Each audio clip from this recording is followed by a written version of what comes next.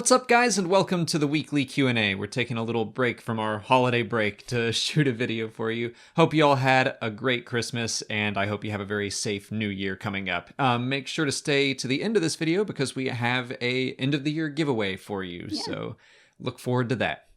Our first question comes from Steve Shaw, who asks what Empire Magazine's recent story about Episode 9 being 1 year after The Last Jedi means for the Resistance. Well, first, let's just say take that with a grain of salt, because I don't know where they got that quote. Like, they say John Boyega confirmed that, but there's no quote. It's not even an interview in that article. Yeah, and John Boyega even, I think, tweeted saying he didn't remember saying that, but he didn't deny it. Yeah, so. I mean, I do think there will definitely be a time jump for 9. Whether it's a year or more than that, I don't know. But for the sake of this question, we'll say that it's a year. Okay. And I guess I don't see the Resistance being that much bigger. I mean, I'm sure they will have more members than just the 12 or so that we saw at the end of The Last Jedi, but a year doesn't seem like enough time to, like, really rally the galaxy together. Yeah, I want to see it start with, like, them getting some extra help. Like, it took a year for, let's say, Lando to come and bring them some help. Like, maybe he comes in towards the beginning of the film and offers up, whatever help he has. I guess I'm hoping that he will have immediately joined after The Last Jedi. I don't know. A year for him seems like, come on, dude, where you been? But maybe we'll get to see something like, I'm thinking of The Dark Knight Rises, where we kind of get to see Gotham City, or at least the Gotham City police, stand up for their city, and we get to watch that whole arc. Maybe that'll be part of 9, where we get to, like, watch the galaxy stand up for itself and rally behind the Resistance. So maybe they will still be small at the beginning, but throughout the film they'll get more and more support or something like that. Yeah. I'll be interested to see what that time jump means for Rey. Yeah. Like, if she's going to be training during that time or working more with Poe.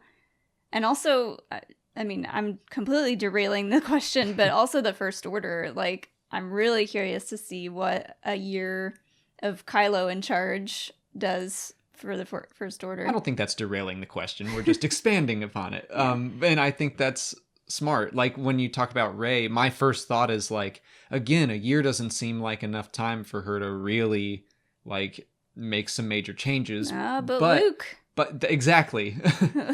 There's only a year between Empire and Return of the Jedi, and he shows up and he is, for all intents and purposes, a Jedi. And we're like, well, what did he do for a year? We still don't even know unless you read Shadows of the Empire, which that'll have to do until they fill in those gaps in canon. Yeah, I kind of hope that she has fixed the lightsaber or done something with the remainder of the lightsaber to make it her own after a year, kind of like Luke making his green lightsaber. I'm still hoping that she makes her own, but I could also see them, I don't know, for some symbolic purpose, just reforging the weapon of old. I could see that working as well. The First Order, I kind of hope, is just in complete chaos. Yeah. Like, I don't see Kylo being a very good leader, but, like, someone that just leads completely through fear, which I guess is following in his grandfather's footsteps, but I just don't see him really commanding respect outside of, like, do what I tell you to do or I will kill you. Maybe Hux will have, like, a I don't know, a group formed by then that they're like a scene change, and you see Hux talking about how he's gonna get rid of Kylo and take over the First Order for himself. I wouldn't be surprised at all for there to be some infighting. I mean, that's always been a theme of the dark side, and First Order is the dark side politically, I guess, not the Force so much, but they always fight with each other. So I could totally see that coming into play as well. Steve also wants to know what news we hope to see at Celebration next year.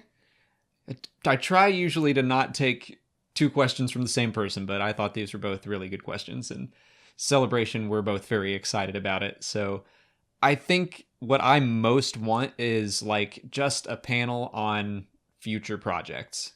Like, I Just, would like, love it. across the board future projects. Yeah, mostly movies, but I would love it if they did something like Kevin Feige at Marvel has done, where he just shows, like, here's a timeline for phase 3 of the Marvel Cinematic Universe. Here are the movies that you are going to get and when you're going to get them. Sometimes those things change. Like, I think the Inhumans was going to be a Marvel movie, and then they changed it and it was a TV show or something. Yeah. But just some sort of communication about the future. I think that would really do Lucasfilm well. That would be really, really nice. I don't know if it'll happen, but fingers crossed. I have to imagine we're going to get something about the Johnson trilogy or the Benioff and Weiss series. Like, just something. Yeah. Do you think we'll get a trailer before Celebration for episode 9? I don't think we're going to get a full-on trailer. I think that it's going to be like what happened with The Last Jedi. The first trailer will probably be in April at Celebration. Yes. Hopefully we make it to that panel this year. Yeah. Oh. But yeah, I wouldn't be surprised if we got some behind the scenes something or other, a little glimpse, but a full on, like, here's 2.5 minutes of footage. I think we're going to get that at Celebration. Oh, and we talked about this the other day. I want to see some stuff about Fallen Order. Yeah. The new game that's coming from Respawn. That makes sense, because last year they did like a big reveal for Battlefront 2, so yeah, hopefully EA has a bit of a presence and does the same thing. I'd like to see a trailer or, again, just more information. I feel like we know about all these titles and upcoming projects and nothing about them. Or even, like, we don't even have titles in a lot of cases. Yeah. It's like, I just want to know. I feel like at EA Play this year, EA announced a ton of stuff that we weren't really expecting.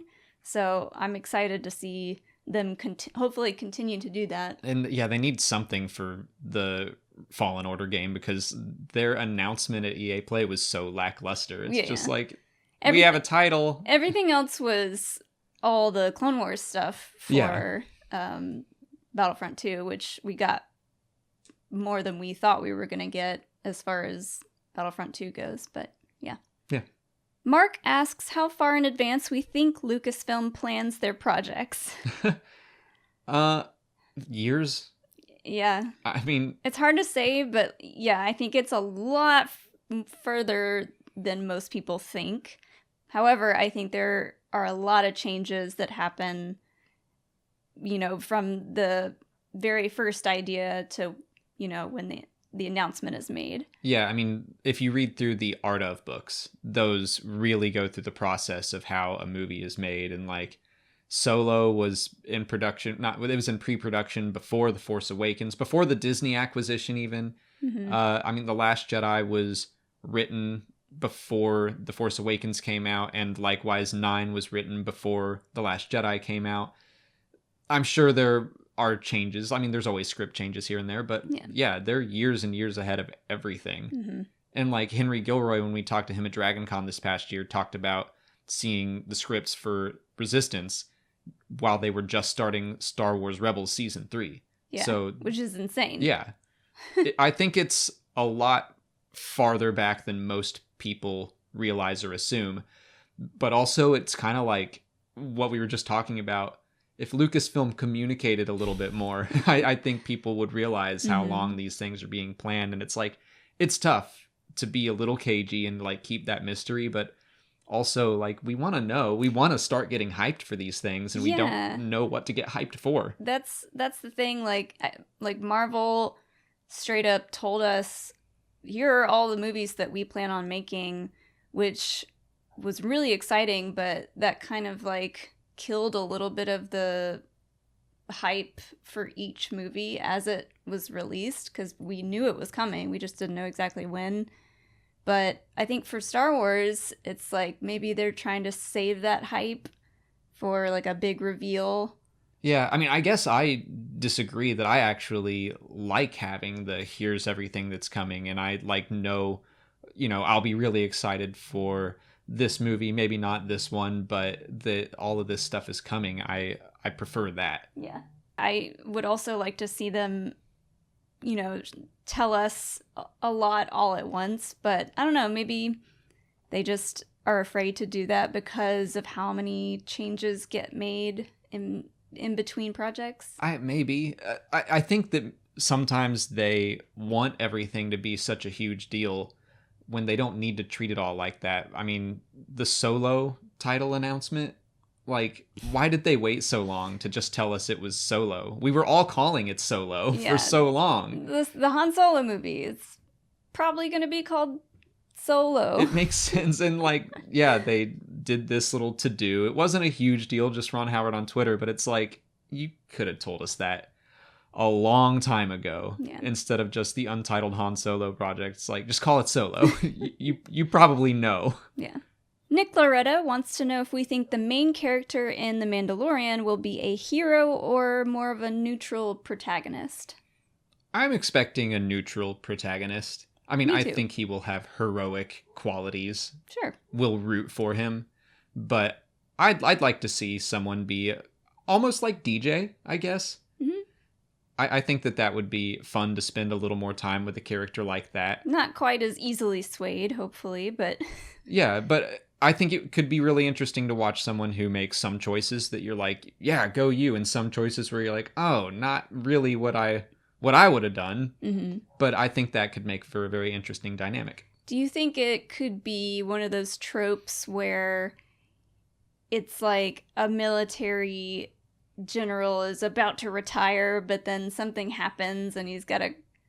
They pull him back Get back into the fight. Maybe.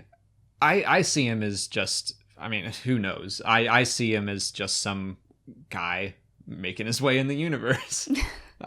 I mean, I think he's probably going to be out in the Outer Rim trying to, I don't know, be a bounty hunter or some freelancer, and then... Just trying to get work. Yeah, probably something will cause him to have to be heroic. Yeah. Putting those ads out on Space Craigslist. Yeah. So, Craigslist. Cleglars. I tried. History Buff 1812 asks if we think Solo would have done better at this time of year than it did in May. Absolutely. Better, yes. I think that with more time with marketing and just the fact that people have come to expect a Star Wars movie in December and seeing how all the other movies this December have been performing, I definitely think it would have done better.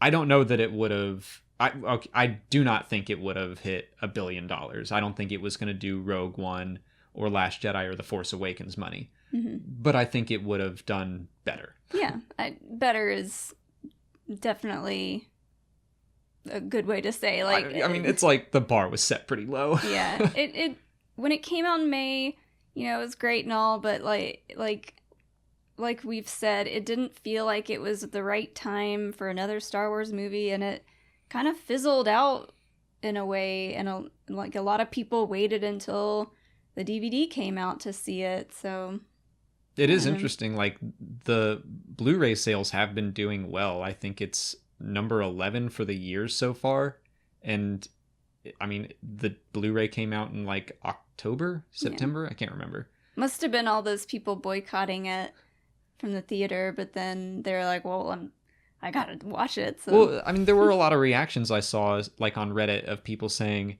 I did not like The Last Jedi. I really liked Solo. So yeah, I think that there was an element of someone going like, I'm gonna wait on Solo, and then it turned out that they enjoyed it. So yeah, I don't know. That's it for patron questions. If you're a patron and you didn't see your question answered here, just head over to Patreon where we left you a written response. If you're not a patron, you can learn more by following the link in the description. Just $1 a month will get you access to extra Star Wars Explained content like our audio commentaries for the films or the Clone Wars, and this week we put out our commentary for the episode Rookies, which is one that I happen to really love. Mm-hmm. And we put out a new episode of our Patreon-only podcast, Between Two Suns. Which took a very long hiatus there for a bit. On to YouTube questions. Elemental Jedi and 1,000 other people asked what we thought of Star Wars Theory's Vader fan film.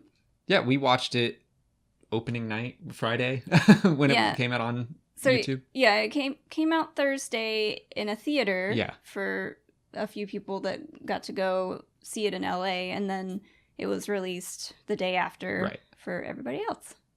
I mean, you can't deny that for a fan film, it is like top tier. Yeah.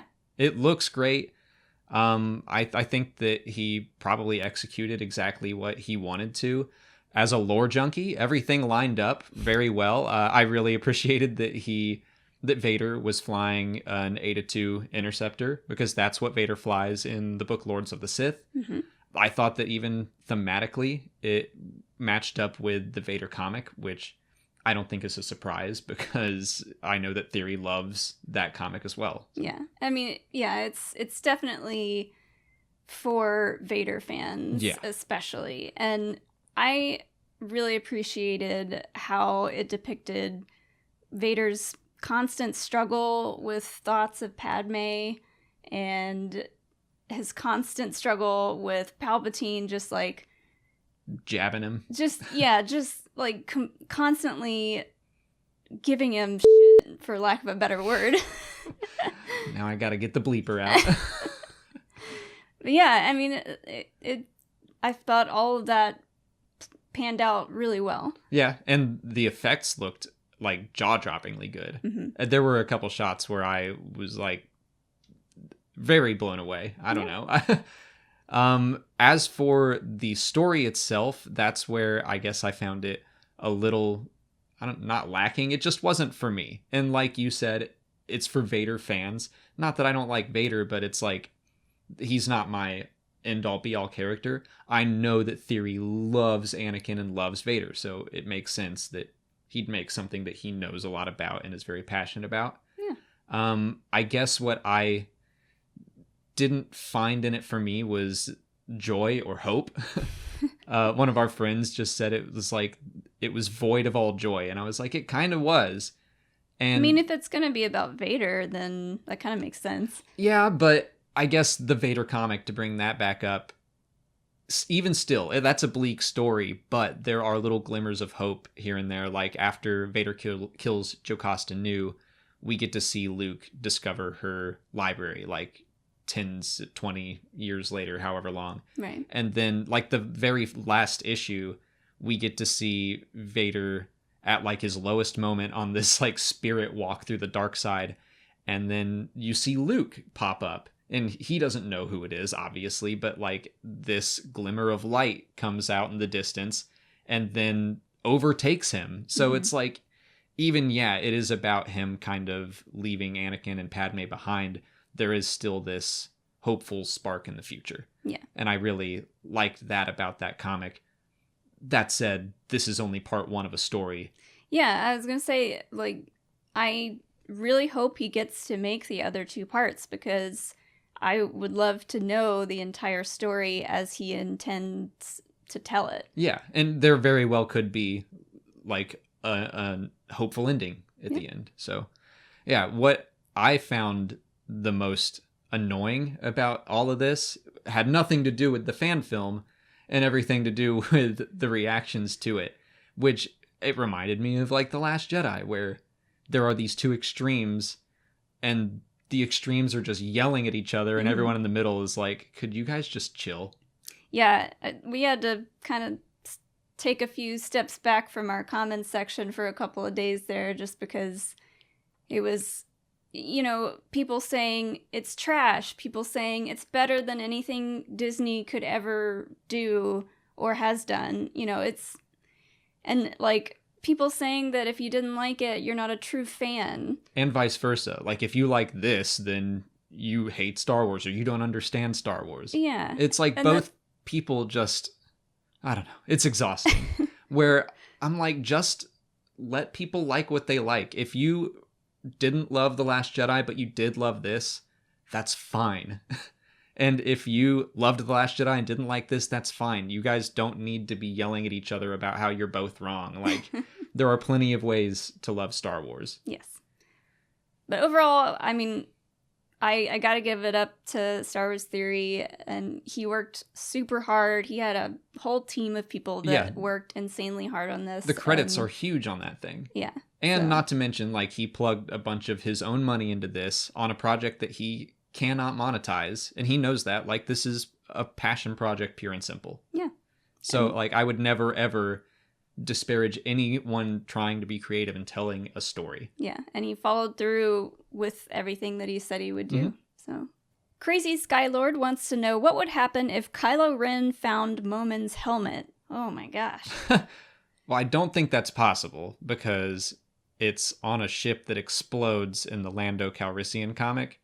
So I don't think that'll ever happen, but for the sake of argument, I don't know, we can have fun with a what if. I have seen a couple people talking about this as a what if for like episode 9, but I just think that would be weird, and I say this all the time, it's too much to introduce in episode 9. Yeah, there's no way they could be like, by the way, this is Momin, and he's like an ancient Sith Lord. Your grandfather dealt with him once, and like, you couldn't do it. But I don't know, if they came into contact with each other, I don't think Momin would have very nice things to say about Kylo Ren. He didn't have nice things to say about Sidious or Vader, so yeah, I think he would just be livid with Kylo Ren. Yeah. I mean, if you thought Snoke was mean to Kylo Ren, I don't think Momin would be any easier on him. Yeah, he's just like this very self-righteous kind of, my way of doing the dark side is the way, and yours is wrong, and you're no artist, it's all about art. So, like, I think he would just maybe he would say yell. that, and we would get another scene of Kylo Ren smashing a helmet on glass. It's like, I'll show you helmet. Grandmaster Skywalker asks if we think Luke ever had a child in canon. Nah. I don't think he had time. If he did, I'd be super surprised. But, I mean, it would also go against his entire storyline for The Last Jedi. Like, it just wouldn't fit. And, yeah, and he messed up, according to him, in his mind. He messed up. He went to Ahch-To and was gonna live out the rest of his life there as like a hermit. Yeah. I don't think he was meeting any ladies out there. I mean, it would certainly like add to his whole like depression in The Last Jedi, but I think that his failure with Ben is enough. I don't think you have to add some missing or dead child on top of that, which I would assume have to be the options if he ever had a kid. So, yeah, I think that he was probably more worried about his legacy with the Jedi rather than his lineage. Mm-hmm. Yeah, and if Episode 9 is indeed the end of the Skywalker saga, then no way. Yeah. Joy is just a lack of information, wants to know what we think of the rumor that Kylo will have repaired his mask in Episode 9. I'm iffy on it. Like, kind of like Rey reconstructing the saber, potentially. I think that there are probably ways that it could work metaphorically, but I really liked that he smashed the mask and that he was stepping out of Vader's shadow in The Last Jedi. That was some excellent symbolism, for sure. Yeah, you're just a child in a mask, and he's like, okay, I'm done with the Vader fanboy thing. I'm going to be my own villain now. I think probably even thought that in his head. I'm going to be my own bad guy. Yeah. And I really liked that. If he brought the mask back, I wouldn't, like, cause a fuss over it because it was a cool mask. Yeah. My thoughts on it are if he were to bring back that mask or a different mask, it would be a way for him to assert dominance within the First Order. Like, maybe he wears it when he has to deal with the First Order type stuff. But I think the majority of what we're going to see in the film is him with no mask. Yeah. Which, honestly, I think that's probably the way to go, specifically because Adam Driver's a great actor. Like, covering up his face. It's not half bad to look at either. All right. He needs to put a cowl on in the next movie. But I think that there are ways that it could work metaphorically or symbolically or what have you. I just don't know what they are. and I'm not trying to look for them, but I'll reserve judgment when I see the movie. Yeah. Joe the Hobo asks if Ortolans have arms or not because they've been shown both ways. Got all my Max Rebo gear out. I have him sitting on my piano at all times. Have we seen any other Ortolans other than Max? Not in movies, but they've been shown in other stories. And in Legends, they always had arms and legs, and like in the action figure and stuff. Lately, they have gone back to what his original design was, and it was just legs. And he's not standing in his piano. Like he's sitting sitting on a pad and playing with his feet. Yeah. But I think that in canon they have shown him both ways still, or Ortolans both ways. Max specifically has been depicted with no arms. I think that's the version they're going with, and maybe the ones with arms were a mistake. Or there are just multiple kinds of Ortolans. Maybe some evolved with hands. Yeah, I was going to say evolution within the Star Wars universe, we haven't really explored those ideas and concepts, but there could be some with arms and some with just the feet. That's what I would go with. I mean, they're so rarely used that it's like not that big of a deal. But I think that, we've seen Max. He got no arms now. I like to think that, yeah, he's just got the legs because that makes him a more impressive piano player in my mind. I can't play piano with my feet. I could probably play chopsticks if I really tried. That's all the time we have for questions today, but before we wrap up, we wanted to talk about this giveaway for the holiday season. ThinkGeek sent us a couple things. We got a Death Star waffle maker and a giant Jabba the Hutt mug. You can put like a whole pot of coffee in that thing, yeah. And I have. And we've made quite a few waffles, and they're delicious. Yeah, it makes good waffles, I'll say that. So we're going to send that your way, and then we also wanted to include something from us. This is the new Lego X-Wing set. That has the best pilot in the galaxy. New minifigure comes with it. Biggs Darklighter. We thought that would be fitting to give away at the end of the year, so there is a link in the description to sign up for that giveaway. But that's it for today. If you want to leave a question for next week's video, just put it in the comments below or sign up for Patreon to join our weekly Q&A discussion. If you haven't already, please like this video, subscribe to the channel, and follow us on Twitter, Instagram, and Facebook. As always, thanks for watching. May the Force be with you. And have a happy and safe New Year.